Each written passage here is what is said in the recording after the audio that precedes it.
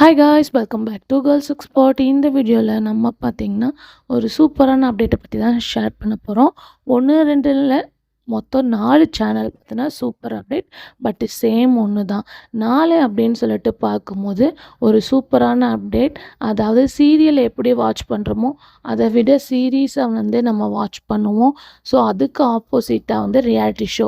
So reality show எப்படா Sunday வரும்னு wait பண்ணுற வியூவர்ஸ் நிறையாவே இருக்காங்க. அப்படி 4 சேனலில் சேம் ரியாலிட்டி ஷோ. ஸோ கண்டிப்பாக கெஸ்ட் பண்ணியிருப்பீங்க அப்படின்னு நினைக்கிறேன். எஸ், மியூசிக் தான். 1 2 இல்லை, மொத்தம் 4 சேனலில் மியூசிக் ரியாலிட்டி ஷோ.